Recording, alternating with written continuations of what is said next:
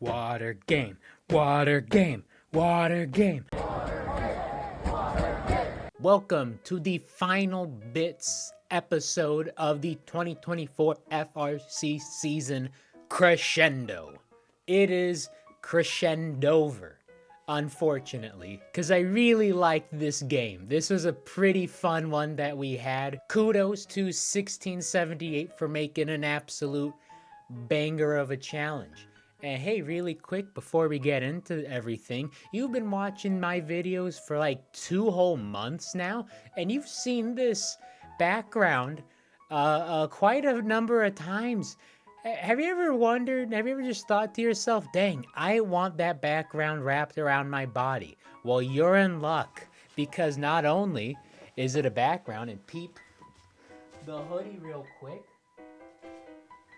not only is it a background, cue the phenomenal transition, but it's a blanket, and a very soft and comfortable blanket at that.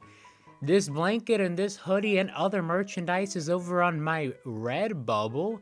It helps me keep this channel going. It helps you look nice, you know. There's some pretty nice stuff they got over there, so check it out. So much to talk about. We had the best defensive bot ever seen. We saw some amazing upsets and amazing matches, but the biggest takeaway from all of this is that we're getting a water game. Skills to explore the possibilities for a better future. We're proud to partner with... Allegedly.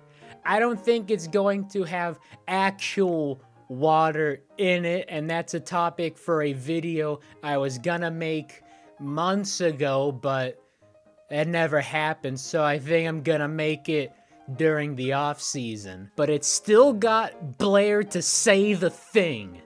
Water game confirmed. This was an amazing tournament for Blair commentating. He was saying all sorts of stuff. All right, but you're gonna have to wait until next January to get wet.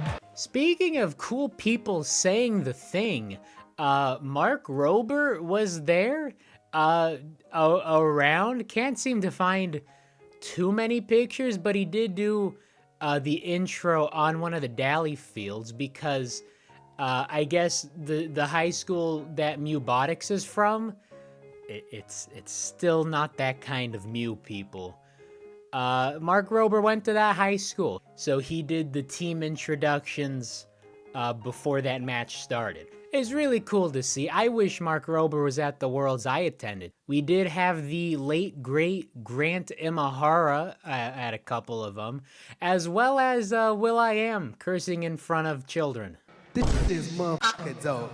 I love Mark Rober, but will.i.am saying this is motherfucking dope. Easily top 10 moment in first history. We got the return of the Simon Says dude, and some of the worst Simon Says gameplay. Comparing that to last year, this year's kinda rough, man. Kinda rough.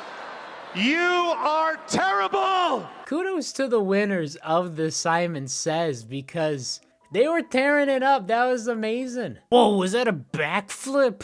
There was a moment on one of the fields where they had some issue with the carpet that had to get patched, and it actually became one of the Einstein fields, and you can see it. Giant hole in the carpet that needed to get repaired, which is fun. You always gotta leave your biggest technical difficulties, not even technical difficulties, structural difficulties, to the biggest game. Shades of that one guy at that one college football game fixing the end zone turf and like jamming a bunch of rubber pellets in. Carpet issues are fun. It's no bit flip. They did seem to get that bit flip issue solved relatively quickly. I don't remember seeing any past week 2, so it didn't appear that any team was scoring 16 million points. Speaking of teams scoring 16 million points, the Cheesy Poofs. They had a habit of cheesing the rules. The rules state that you can't have control of more than one note, but that didn't stop them from holding 2 at a time, albeit momentarily, while shooting into the speaker. But the albeit momentarily is like one of the reasons they have this rule. You can't control more than one note, and that's controlling like voluntarily. If you're holding one and you bump one with your bumper, that's incidental contact. If you're pushing it around while holding another, then that's a bit more intentional. But shooting 2 at a time, that's intentional, and that's like violation of the rules. Am I wrong here? Tell me I'm wrong. People who are smarter than me will definitely correct me if I'm wrong, or I guess confirm it if I'm right. And the Cheesy Poofs took their strategy to another Einstein Finals with 1323 Madtown Robotics, who won last year. That was like a big thing from last year's Worlds, was Madtown winning it. And crap, what was their other partner's name? 294 Bitch City. Wait, sorry, I didn't quite get that. Bitch City.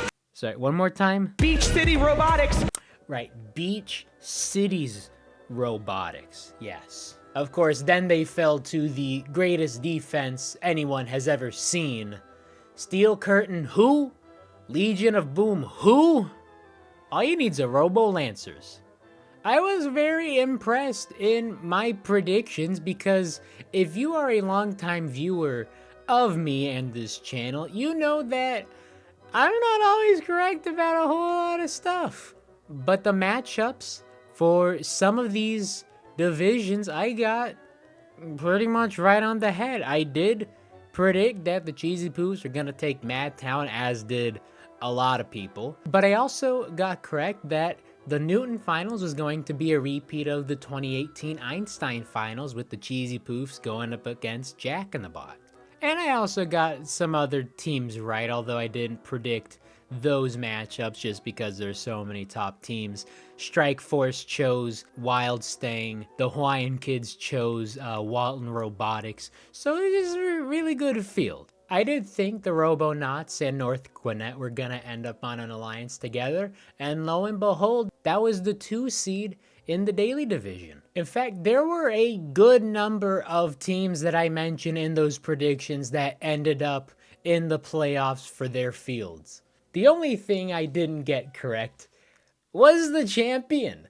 I thought this was going to be OP Robotics' year. Sorry, you got bit by the Thesaurus Dinosaurus curse there. 2056 came into Worlds undefeated, 53-0.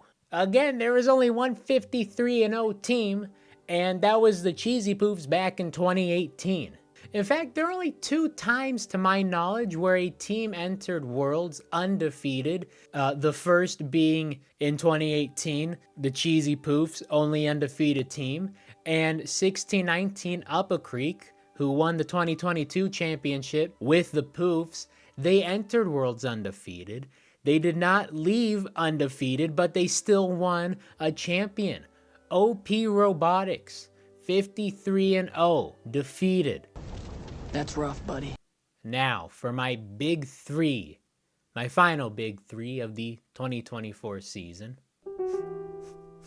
Until I get around to top 10s, I've been meaning to do this for a while. I want to do a top 10 moments of the season, top 10 robots of the season, so don't stop leaving suggestions down in the comments of things I missed, because there's so many goings on when it comes to First Robotics, and I want to be able to at least get some of them. Offensive bot of the week.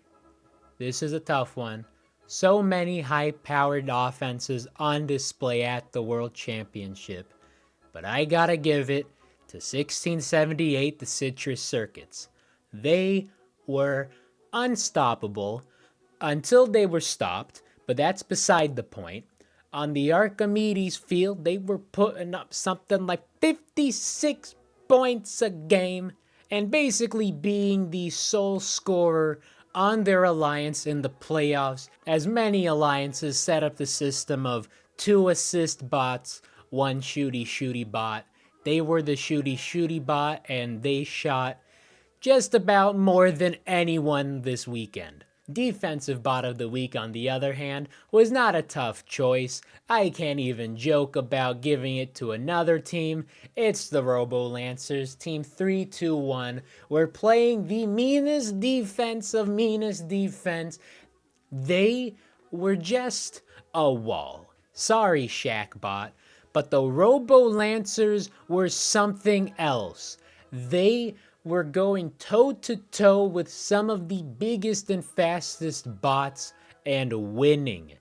The Cheesy Poofs were one of the best scorers on the year, and Madtown were one of the best assists robots on the year, and they were held to just 16 game pieces. They're used to shooting like 16 in the speaker in a minute, and they were held to under 100 points twice. You want to know how many times the Cheesy Poofs were held to under 100 points on the season? 18 times out of 51 matches. You want to know how many times that was in the playoffs? Twice. And that was both of these times. Defense wins championships, people. Y'all laughed at me all season long. I've been saying it since week 1. Well, who's laughing now? Me. Mainly because I get to have more than 2 hours of sleep a night. For my top moment of the World Championship, can I just give it to the whole thing? I can. Why am I asking you permission? This is my ranking list. I'm gonna give the top moment to everything. All of it. The people throwing t-shirts, the marching band, the longest Dean speech. Get over it. Someone clocked it as like 21 minutes, 46 seconds or something like that. It was long. Could be longer. Dean, longer next time. Giving it to the Simon Says guy. Giving it to those yo-yo people. Giving it to the camera work. Giving it to the work that OP Robotics gave to a camera in one of their matches. Giving it to the results. Giving it to the teams. Giving it to everyone who was there. It was just an amazing thing to watch, and I love watching all of it. That's why I cannot wait for 2025 and a water game. Get wet. I will be back later, I don't know when just quite yet, with a couple top 10 lists of the season.